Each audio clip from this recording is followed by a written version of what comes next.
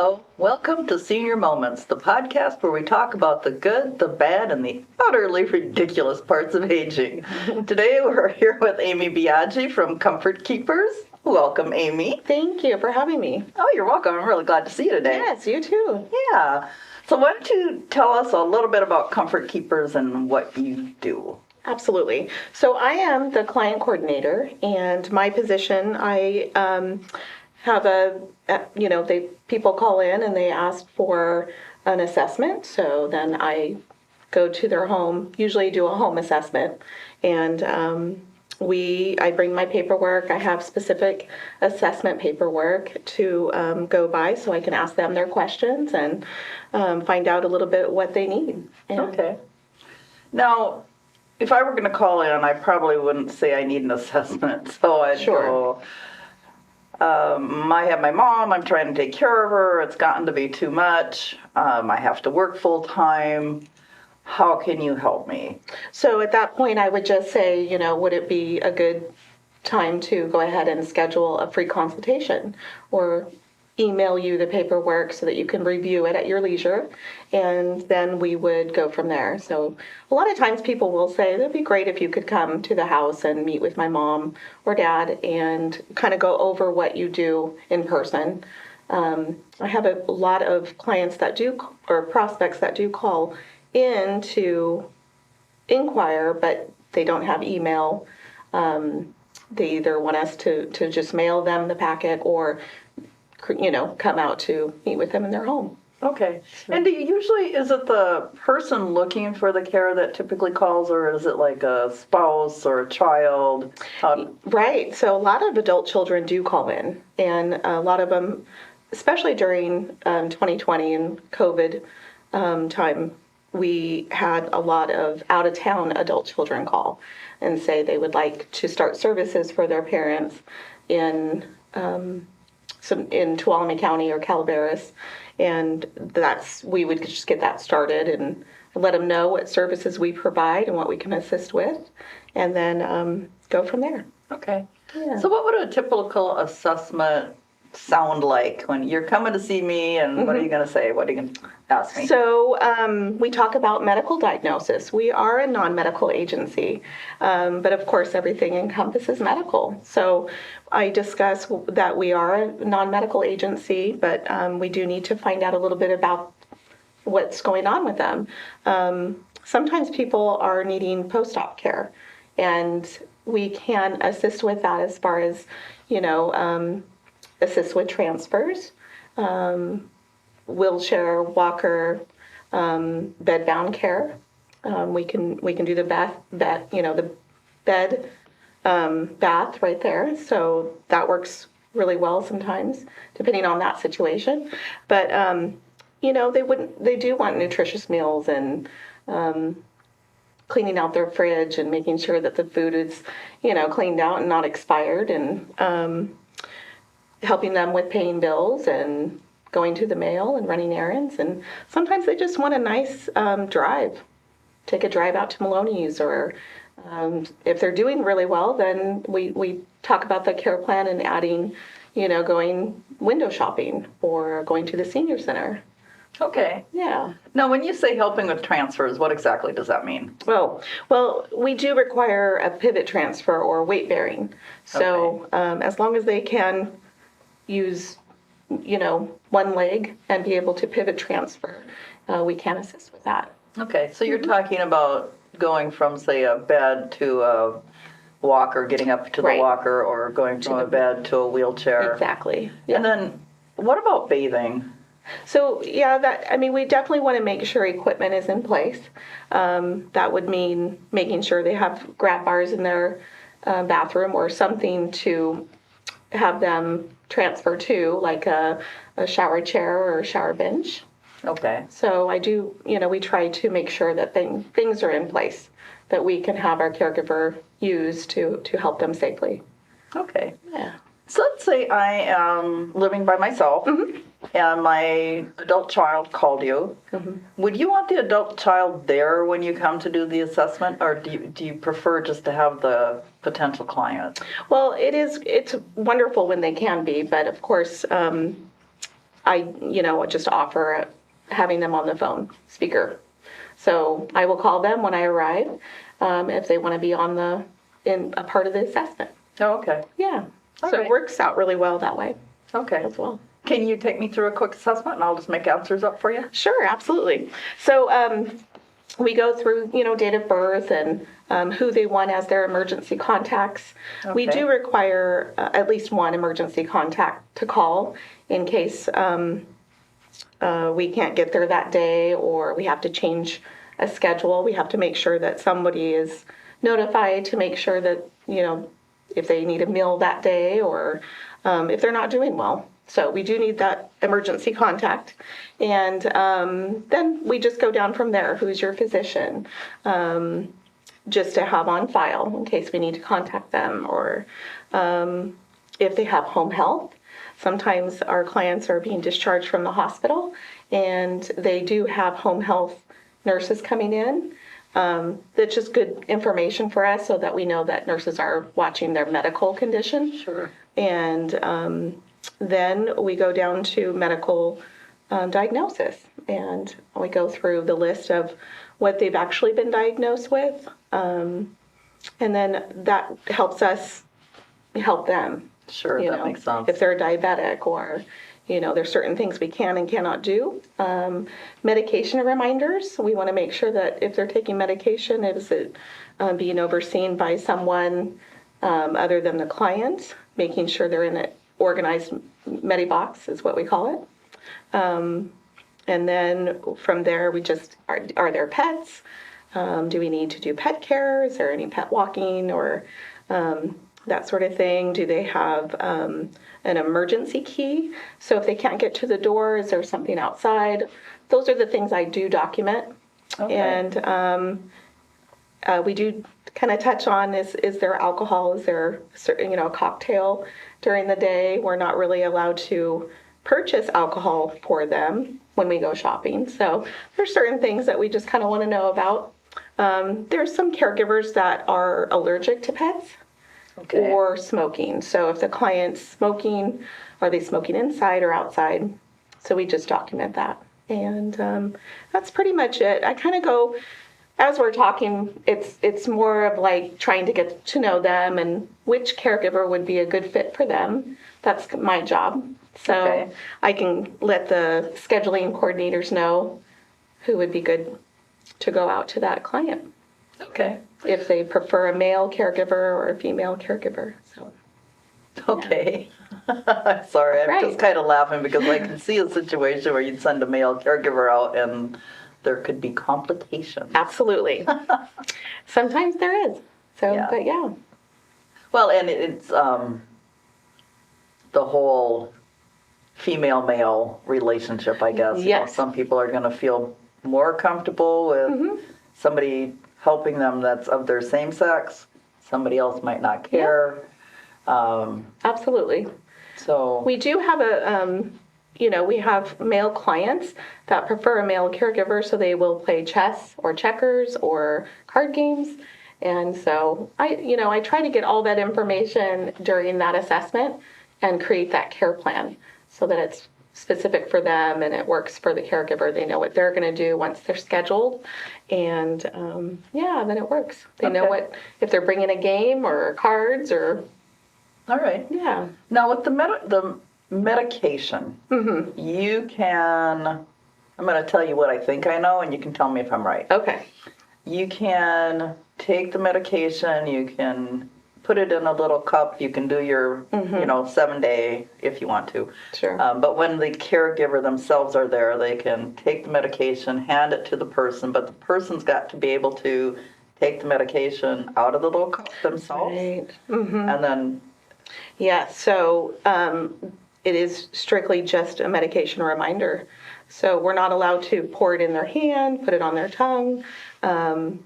If they're diabetic, we can't do insulin injections, meaning we can't pull the insulin to do the shot. So I know that there is a fine line as far as injections. okay. Or pre-filled syringes, liquid medication. Okay. So as long as there's a nurse or a home health agency or hospice agency overseeing the medication, where it's liquid morphine or some type of liquid medication, it has to be pre-filled for us to be able to give it to them. So, yeah. Okay. But So you can do companionship. we do. You can do house cleaning. And Yep. is there a... It's light housekeeping. We try to keep, our caregivers are hired to take care of clients. Okay. So it's 80% taking care of clients and 20% light housekeeping and the other things, Okay. So we're looking at making sure that they're being bathed, there's personal care, nutritious meals, whether they're being ordered or Meals on Wheels are delivering it, making sure that that's all happening. Medication reminders, those are the important ones. Okay. And then we go to like housekeeping, and we do ask the clients to have the supplies there. So, all the cleaning supplies or the vacuum or the mop. Sure, that Make makes sure sense. they're in place. So then we can. Well, and everybody likes the different cleaning products. It's You know, true. that way you get your house Absolutely. tidied up the way you want it. Yeah. Yeah. What kind of training do you have for your folks? So they do require an HHA license. So it is through the state of California. It's through California Department of Social Services. They go through a Relias training, which is an online training course. It's a course that they do throughout the year. Okay. Initially, of course, it's done at orientation and before they go out on shifts. Then we have, what was your other question? I forgot. It's in your moment. We'll figure it out again. What they're required. So they have 5 hours of required state training. And then we have our own Relias training as well. So they go through about a day and a half of training at the office with our HR manager. Okay. And what's HSS? Did you say they needed a HSS? It's HHA or HCA. HCA, Home Care Aid license.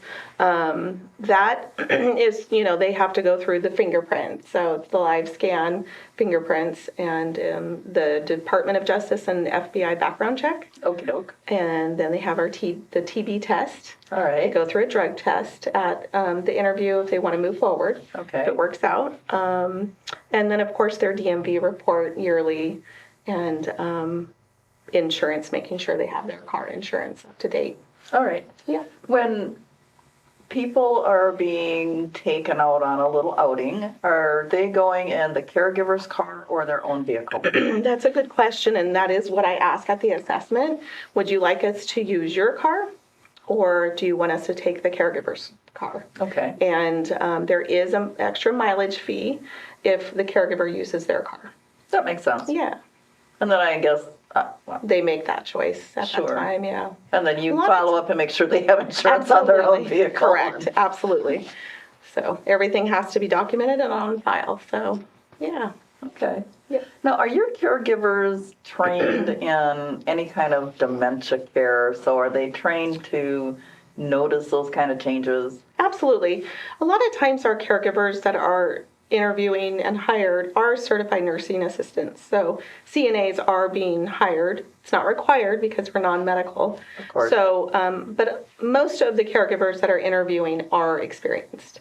And whether that's been in a facility, their own family, taking care of grandma and grandpa, or just being a private caregiver. So we do require about a year's experience, but we also do the dementia Alzheimer's training through the Relias training. Okay. That is initial at the orientation. So, Okay. yeah, and throughout the year. So let me, what kind of a schedule do your caregivers have? Do they go, I want to have a caregiver come. Do I have a minimum number of hours I need to have them there? How does that work? So the process is really, our scheduling coordinators are amazing. When the HR manager hires the caregiver, they have to fill out an availability form. Okay. So that shows the scheduling coordinators what they can do, what shifts they can go on. what areas they'll go to is all checked as well. All right. So it's pretty detailed, and it's quite a process. But yeah, so when I bring a client to them and let them know they're ready to go, they want a female caregiver. Okay. That's when the scheduling coordinator goes in to see who's available during that time and what areas. Okay. Yeah. What if so what's the minimum appointment? It could time? be 2 to 3 hours. It could be 4. It could be up to 24. Well, we don't send one caregiver on a 24 hours shift, but yeah, so it could be up to 24 hours. We usually, for 24-hour shifts, we usually do 3 8-hour shifts.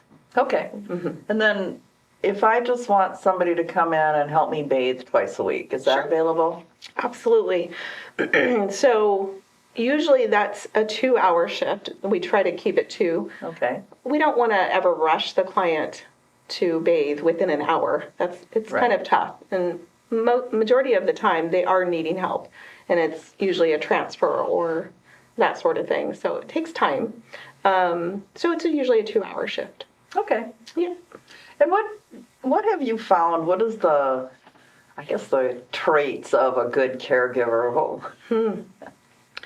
I think it's really important to have a heart for seniors, to really understand them on every level. Okay. You know, when I first started out, I was a caregiver. I actually volunteered at a residential care facility when I was 17. And learning those skills early on, it's really important just to be very patient. For me, I was writing letters in the beginning for them, writing letters or sending a card for them. Now, we're walking into homes that they may not be feeling good.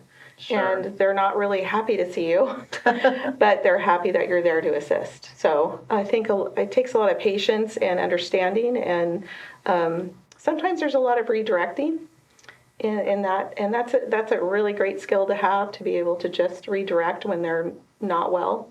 Okay. And get them a snack ready and just talk nicely in a soft voice and clean. I think a lot of our clients love to see the caregiver busy, and that's really important. So, yeah, just stay busy and vacuum and do some light housekeeping, and then try some companionship at that point after that. So, okay. Yeah. I've interviewed quite a few caregivers over the past 6 years. One thing I found was I think they all have pets. It was like a common thread is that they care about their pets and they care about people. It seems to go hand in hand. Yes, definitely. I'd agree with that. I think it's a rewarding job, and really it doesn't feel like a job. I think if you're really have a heart for caregiving, it's really just going in and feeling that reward of helping them in their day and making them some nice coffee or tea, or getting them a nice snack and cleaning up and making sure that their sheets are changed and their bed's made. It makes everyone feel good. Oh yeah, absolutely. Now, how do people pay for this care?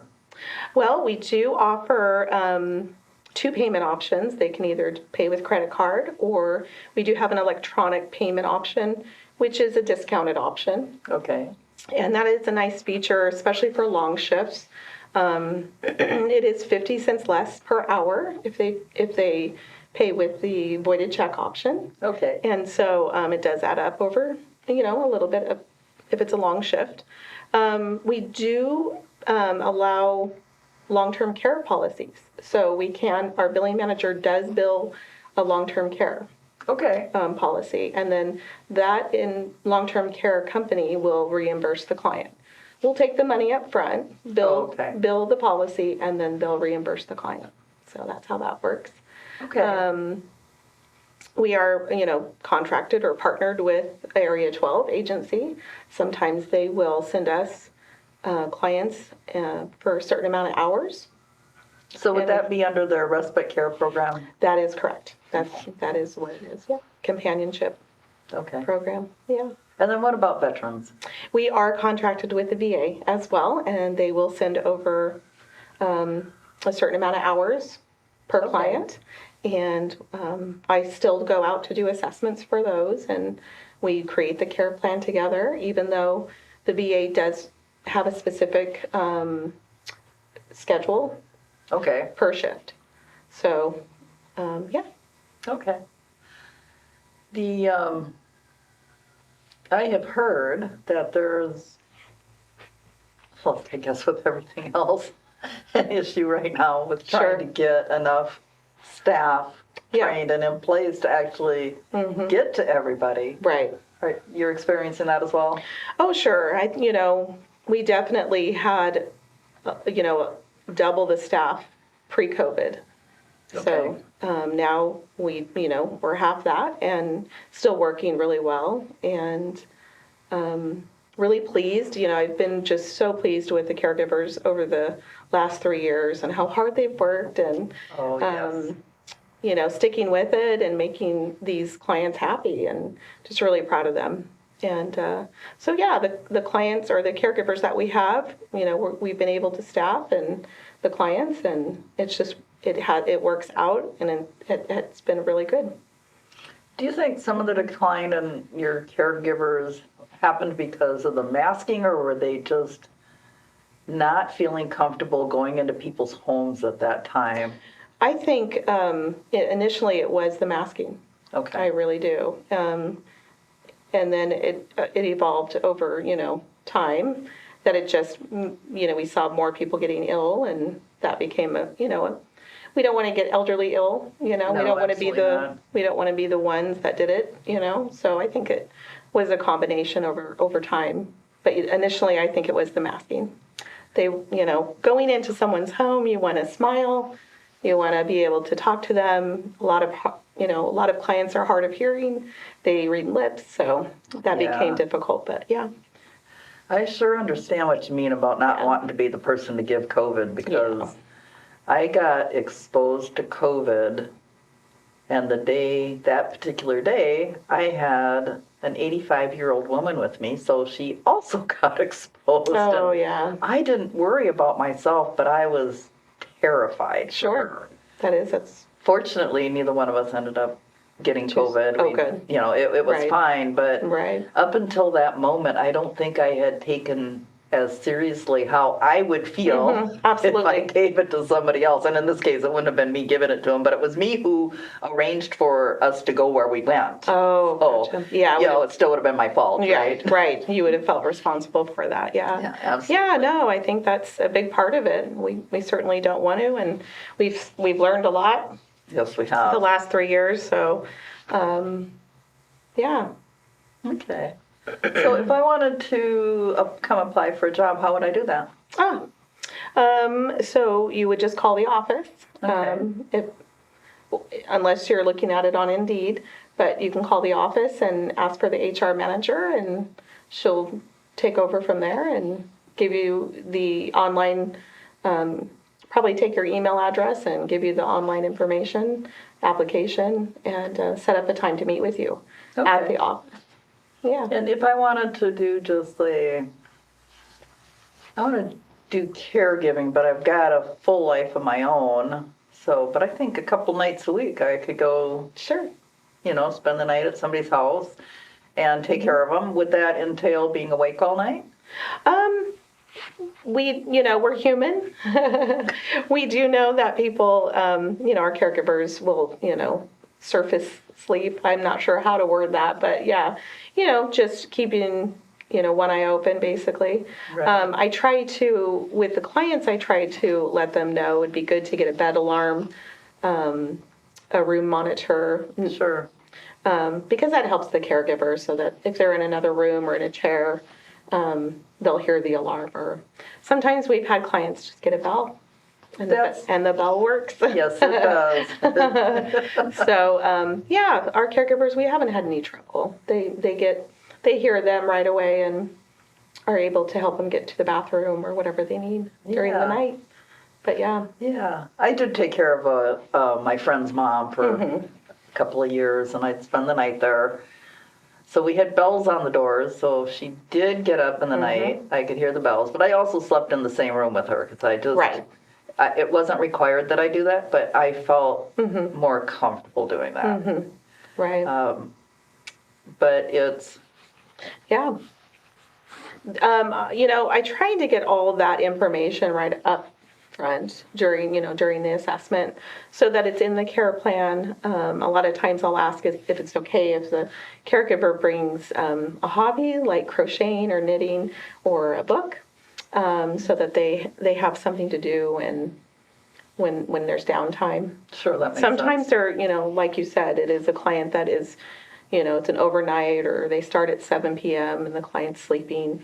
Yeah, they can have some downtime, read a book and knit or whatever works for them. So, yeah. Well, that's good. Yeah, we want it to be a comfortable experience for everyone. I know a lot of clients don't really want us hovering, Yeah. a lot of them. So, depending on the situation, whether it's a post-op surgery or that sort of thing. But yeah. Yeah. Do you have caregivers that get so emotionally attached to their person that you need to like counsel them to not back off, but kind of like a doctor where you're supposed to not get personally involved with your patient? No, it is tough. I mean, I can speak for myself. So yeah, when I was caregiving and going from client to client, and I got close to one couple that I was caring for 4 years. It was tough to say goodbye. It was their time, and I enjoyed my time with them. And saying goodbye was hard, and then I'd go to the next client. And I have to say, I had a hard first week doing that. Yeah. So yeah, I mean, it's hard not to get emotionally involved. Definitely. It is, and I think that's a real hard part of the job. Is It you is. do get emotionally involved, and then these darn people go and die on you. They I mean, do. I don't know why they do that, but they do. Yeah, I think we're all thankful for our cars. When we can get in our car and just cry. Yeah. Oh, absolutely, absolutely. Go home and be with your family, or Sure. yeah. Do you offer any counseling for your caregivers, for like a grief counseling or anything like that? We haven't really needed to, Okay. but I know that Area 12 has some counseling. We have, heard of, a few people that do help with caregiver counseling before. So we try to give them their information. I know, Adventist Hospital has a grief counseling group. Oh, okay. So we do give them that information. Well, and hospice also has grief counseling too, so Very good. yeah, so that's another resource. Yeah, definitely. Yeah. Our team in the office, scheduling coordinators, the HR, our caregivers are always in there talking. Oh, good. So, it usually works just with that, being able to come in and discuss the client and the situations, whether it's they're being put on hospice or things are changing or they're in the hospital. Just to have them talk about it is Sure. really helpful. And so our staff in the office is pretty good about that. Wonderful. So, yeah. All right. Well, this has been a pretty interesting conversation today. Why don't you just let everybody know Comfort Keeper's phone number so they can contact you? Oh, yes. So our number is 209-532-4500. And we are in East Sonora. We are in the Indian Rock Center Okay. up in East Sonora in Suite G. All right. Well, thank you so much for joining us today. Thanks for having me. Oh, you're welcome. Yep. And we'll look forward to another interesting podcast in the future. Absolutely. All right. Thank you. Thank you.